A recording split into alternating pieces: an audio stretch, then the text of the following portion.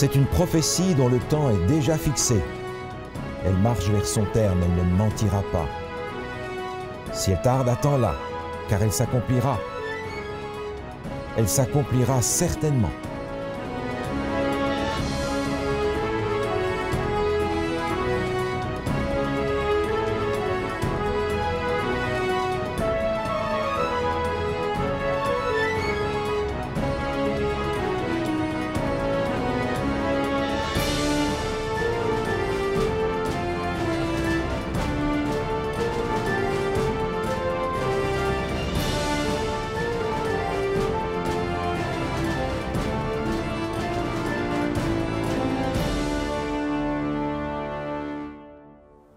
Bonjour à tous et à toutes. L'équipe de Mieux Vivre est très enthousiaste aujourd'hui de vous présenter l'étude du chapitre 7 du livre du prophète Daniel.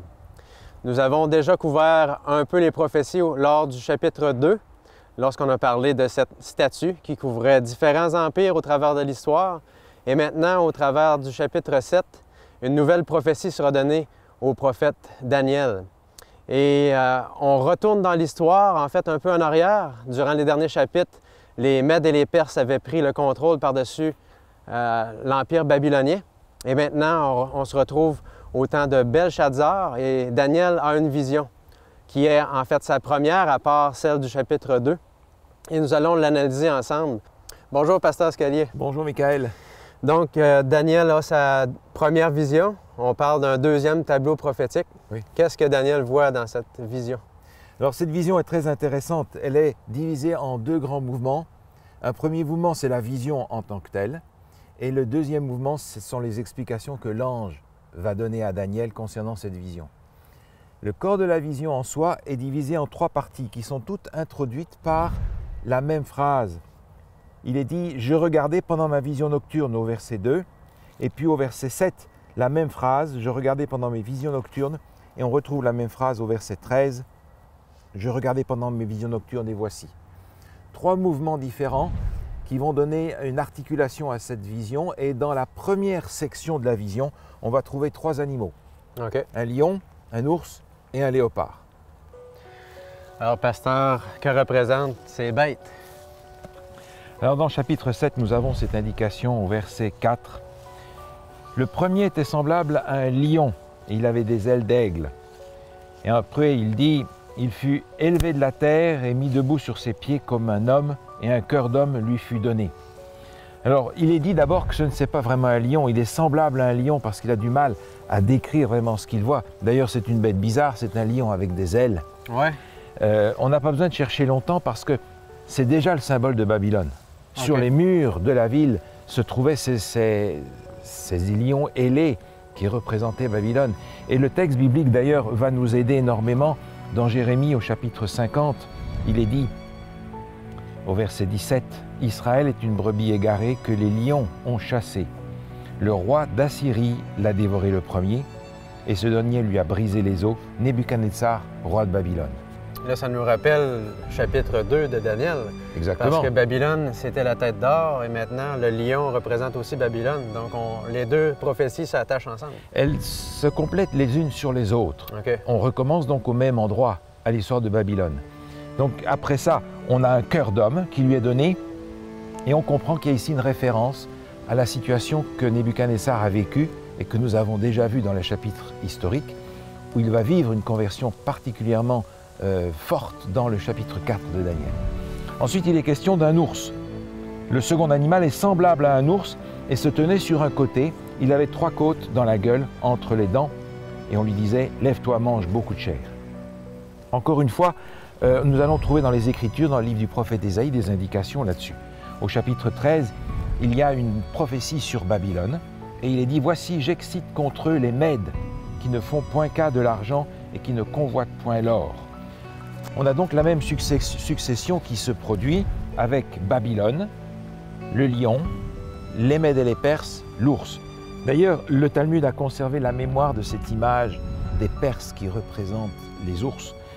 J'ai ici un texte du Talmud où il dit « Les Perses mangent et boivent comme l'ours, ont des cheveux longs comme l'ours, sont agités comme l'ours. » Donc l'ours va représenter l'empire des Mèdes et des Perses. Et puis ensuite, on a un animal qui est semblable à un léopard, qui avait sur le dos 4 ailes et qui avait aussi 4 têtes. Alors là, encore une fois, le chapitre 2 nous a introduit dans ce qui vient après. On sait qu'après les Médés et les Perses, ce sont les Grecs qui vont dominer sur le monde. Et on n'est pas étonné du léopard qui est un animal rapide. En plus, il a 4 ailes pour donner cette notion de rapidité. Et puis, il a 4 têtes. Et on se souvient que l'Empire grec a en réalité fonctionné essentiellement avec Alexandre le Grand, qui n'a pas duré longtemps et qui a ensuite été divisé en 4 avec ses généraux, Cassandre, Lysimaque, Séleucus et Ptolémée, qui vont se partager l'Empire grec. On a donc ici les 3 premiers animaux qui nous rappellent ce qu'on avait dans le chapitre 2 par rapport au premier empire qui domine sur le monde. Les premiers animaux ici font partie de la première partie de la vision et ils sont en réalité les points de repère historiques dont on a besoin pour situer le cœur de la vision. Et le cœur de la vision va arriver dans la partie 2 et 3 avec le 4e animal et ce qui suit le 4e animal. Le 4e animal arrive au verset 7 et il est dit après cela, je regardais pendant mes visions nocturnes et voici, il y avait un 4e animal terrible, épouvantable, extraordinairement fort. Il avait de grandes dents de fer, il mangeait, brisait et foulait aux pieds ce qui restait.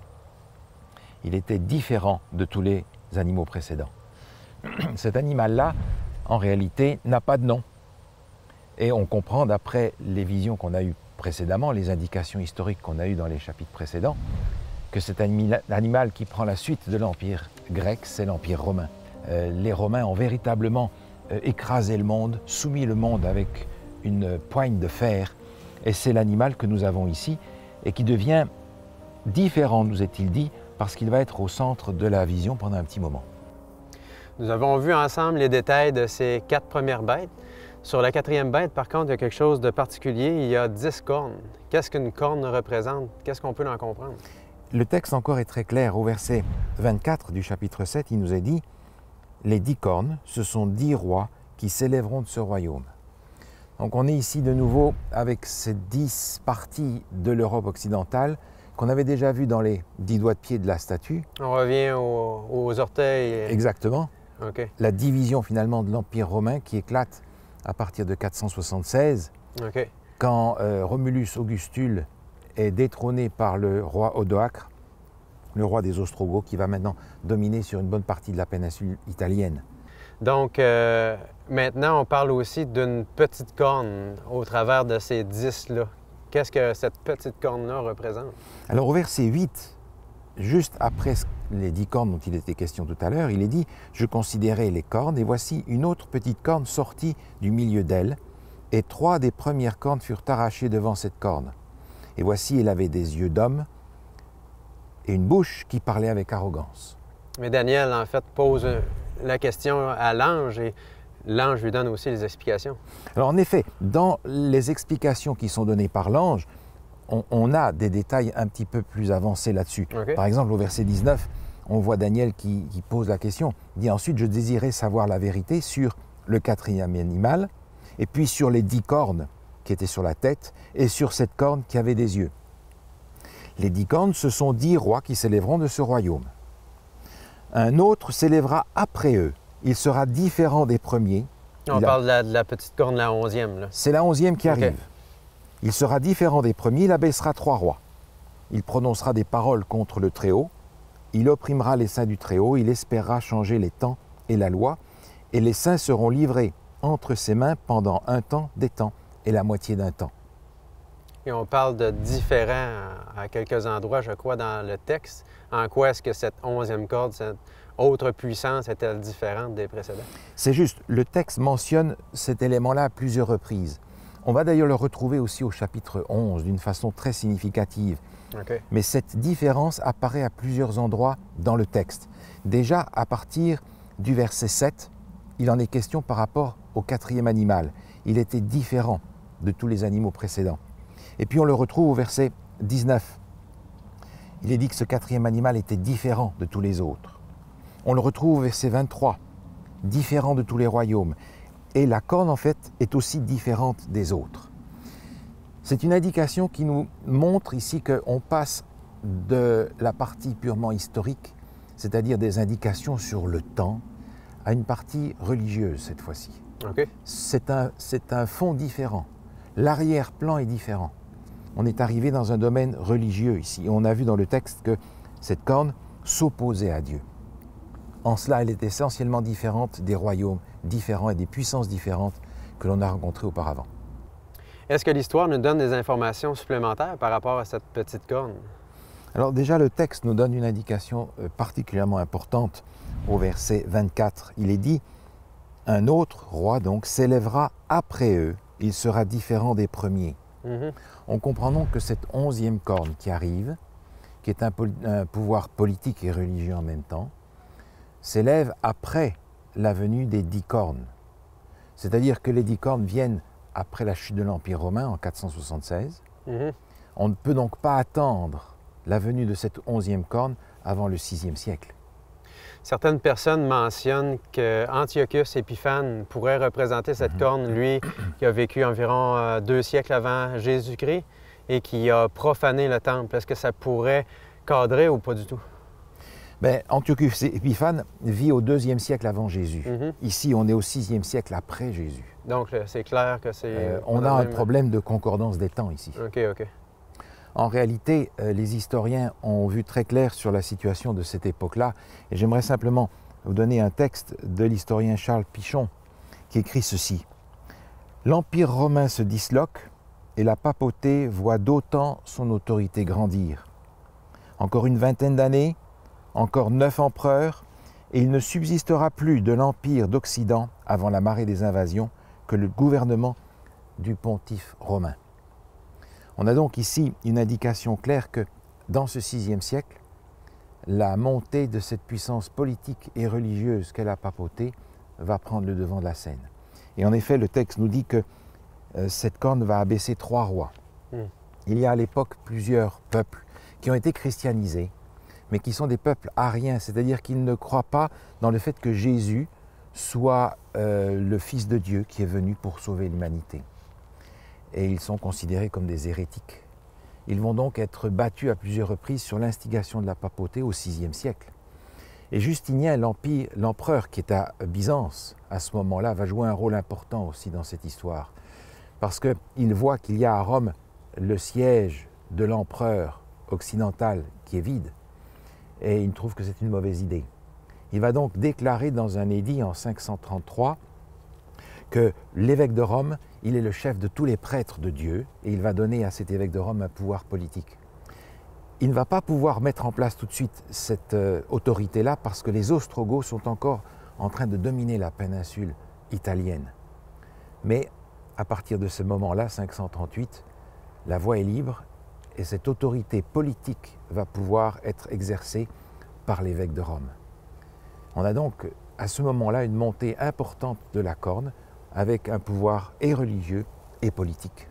Et cette petite corne semble vouloir joindre le politique et le religieux pour imposer son autorité. Est-ce que c'est quelque chose de nouveau par rapport à cette puissance-là? En fait, non, parce que déjà un siècle plus tôt, du temps de saint Augustin, lorsqu'il a écrit son livre « La cité de Dieu », il envisageait déjà le pouvoir de la papauté comme un élément rassembleur pour constituer un ordre mondial.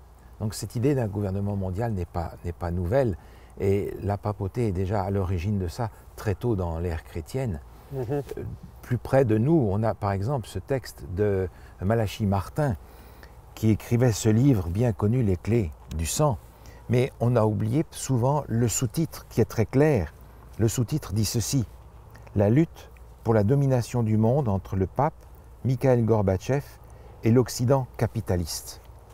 On voit donc dans cette corne une apparition d'une transition entre un pouvoir romain politique vers un empire romain religieux. OK. Et lorsqu'on lit le texte, en fait, on se rend compte que cette puissance-là semble s'opposer à Dieu. Donc, c'est très fort. Et on nous parle aussi qu'elle tentera de changer les temps et la loi. Est-ce qu'on a des exemples dans l'histoire qui viendraient corroborer ça?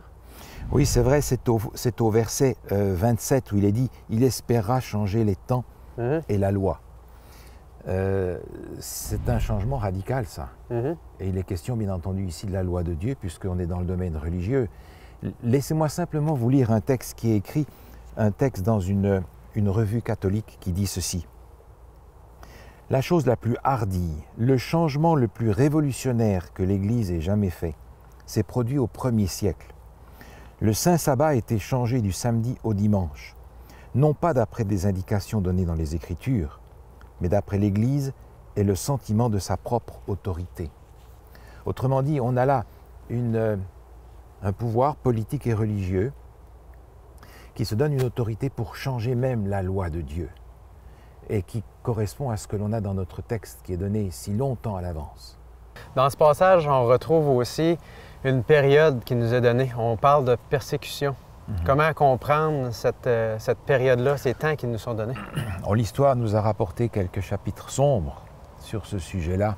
On pense par exemple aux croisades, à l'Inquisition, on pense aux guerres contre les Cathares, contre les Vaudois, on pense aussi aux dragonnades en France, on pense à la Saint-Barthélemy, un certain nombre de pages de l'histoire qui sont marquées par la persécution religieuse.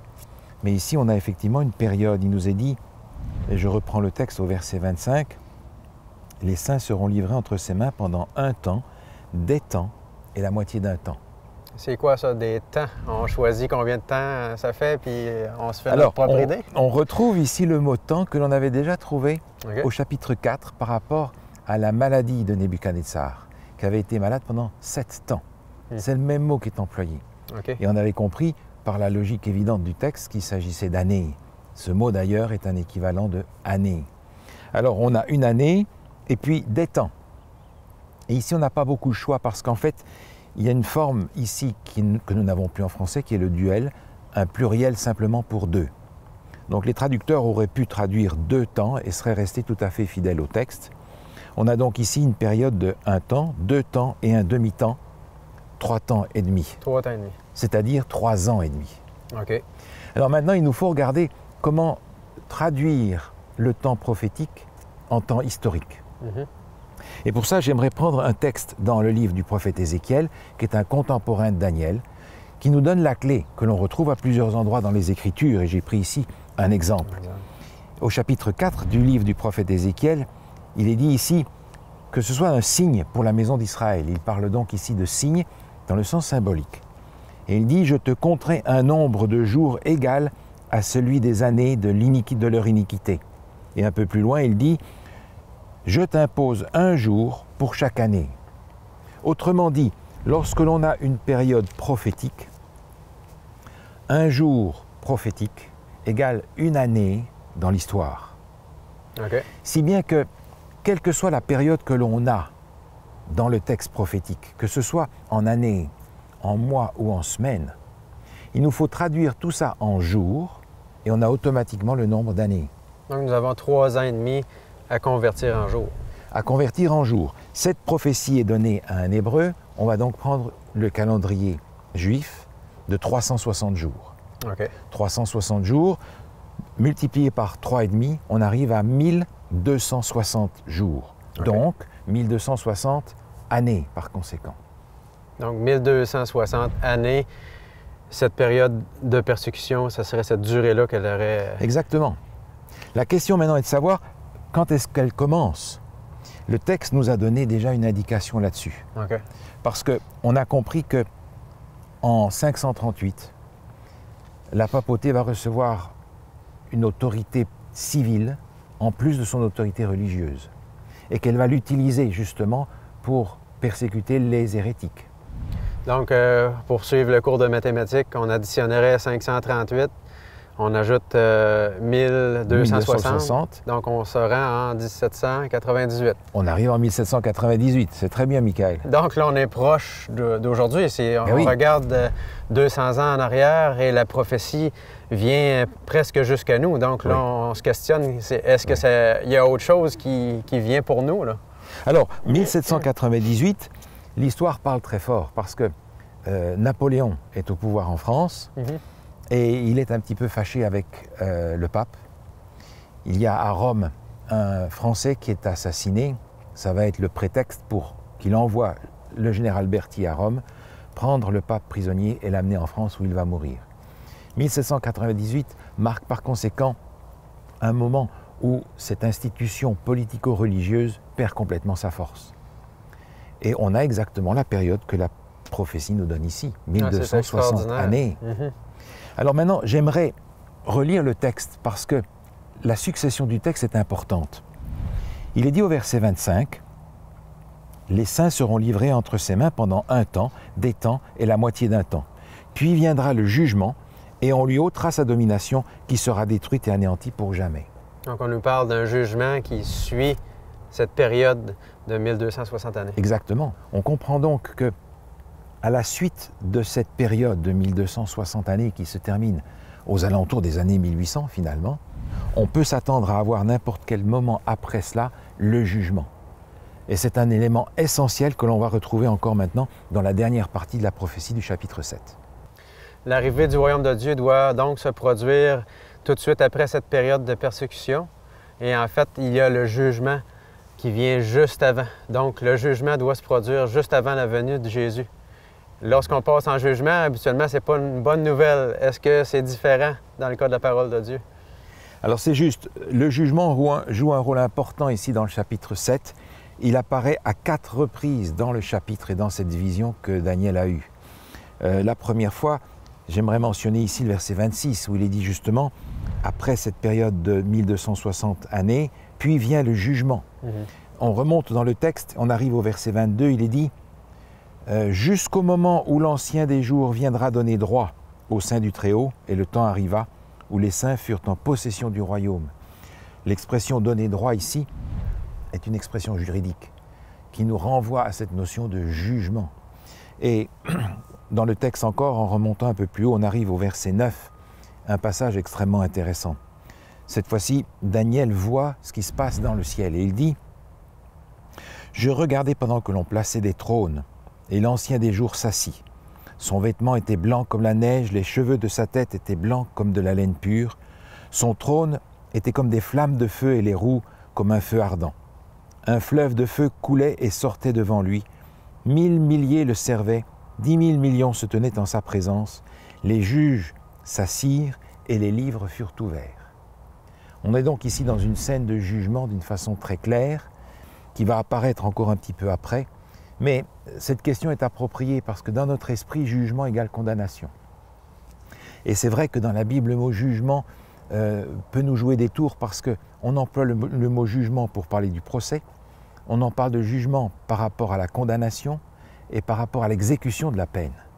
Donc il faut savoir de quel jugement on parle parce que le mot va être employé de façon différente suivant le contexte. Alors ici, il est question effectivement d'un jugement qui précède la venue du royaume de Dieu, c'est-à-dire le retour de Jésus. Et on comprend que ce soit nécessaire parce que ce jugement n'est pas en fait pour condamner, il est en fait pour savoir qui est sauvé, qui ne l'est pas, qui a accepté Jésus comme son sauveur et qui l'a rejeté. On trouve d'ailleurs dans le livre des psaumes ce passage écrit par David et qui est extrêmement éloquent sur le positif du jugement de Dieu. Écoutez ceci dans le psaume 35 au verset 23. David écrit « Réveille-toi, réveille-toi pour me donner justice. Mon Dieu et mon Seigneur, défends ma cause.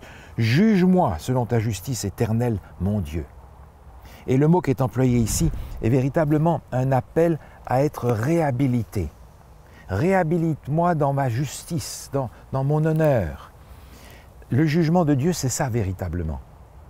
C'est l'occasion pour Dieu de réhabiliter ceux qui l'ont accepté comme sauveur et de préparer le retour de Jésus pour savoir qui est sauvé et qui ne l'est pas. Malheureusement, la Bible nous fait comprendre que tout le monde ne sera pas sauvé.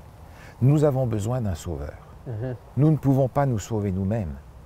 Et dans la mesure où nous avons accepté Jésus comme notre sauveur personnel, alors nous sommes à partir de ce moment-là inscrits dans le livre de vie. Les livres qui sont ouverts ici vont comparer les livres de nos vies avec notre profession de foi, celui en qui nous avons cru. Le jugement est par conséquent un moment important qui va se passer dans le ciel, comme le texte nous l'indique, avant le retour de Jésus. Donc le jugement fait partie intégrante du plan du salut. Il fait partie du plan du salut et il est à regarder pour nous comme une bienheureuse espérance. OK. Michael, laissez-moi vous lire la troisième section de la vision qui parle entièrement de cette notion de jugement. Au verset 13, il est dit ceci. « Je regardais pendant mes visions nocturnes, et voici, sur les nuées des cieux arriva quelqu'un de semblable à un fils de l'homme. Il s'avança vers l'ancien des jours, et on le fit approcher de lui. On lui donna la domination, la gloire et le règne, et tous les peuples, les nations et les hommes de toute langue le servirent. Sa domination est une domination éternelle qui ne passera point, et son règne ne sera jamais détruit. » Quand on lit ce passage, on a l'impression qu'on a affaire au retour de Jésus, parce qu'il est dit « Voici, sur les nuées des cieux arriva quelqu'un de semblable à un fils de l'homme. » Référence à Jésus, bien entendu. Mais il ne revient pas sur la terre. Le texte nous dit qu'il s'avance vers l'ancien des jours. On le fit approcher et on lui donna la domination. C'est en fait le sens de ce jugement. Il y a quelque chose dans le ciel qui se passe et qui est essentiel. C'est le moment où Jésus va recevoir son royaume. Son royaume, ce sont en fait tous ceux qui l'ont accepté comme sauveur. Et nous avons dans ce message du jugement une bonne nouvelle extraordinaire. L'évangéliste Jean nous en parle et j'aimerais lire ce texte qui se trouve dans l'évangile de Jean au chapitre 5. Il est dit au verset 22, « Le Père ne juge personne, mais il a remis tout jugement au Fils. » Et un petit peu plus loin, verset 27, il lui a donné le pouvoir de juger parce qu'il est Fils de l'homme. Autrement dit, lorsque nous arrivons au jugement, nous avons Jésus qui est au centre de cette activité-là, parce que c'est lui le juge, mais c'est aussi lui qui est notre avocat. Donc nous avons dans le jugement une bonne nouvelle extraordinaire, c'est que celui-là même qui a donné sa vie pour nous sauver, c'est lui qui va nous juger, c'est lui qui va prendre notre défense. C'est exactement ce que nous avons ici, dans cette perspective du jugement, qui met une dernière touche au plan du salut juste avant que Jésus revienne. Donc le jugement est une très bonne nouvelle. Absolument. Et on peut se réjouir aussi que Dieu dirige l'univers entier. Dieu dirige l'univers, nous pouvons nous réjouir. Mes amis, nous pouvons nous réjouir de ce que l'Éternel dirige l'univers. Il veut aussi diriger notre vie et nous avons la possibilité de lui donner la direction de notre vie si nous acceptons encore Jésus comme notre sauveur personnel. Josué, qui était le remplaçant de Moïse et qui dirigeait le peuple vers la terre promise, avait adressé à son peuple une invitation. Il disait « Choisissez aujourd'hui qui vous voulez servir. Moi et ma maison, nous servirons l'Éternel. »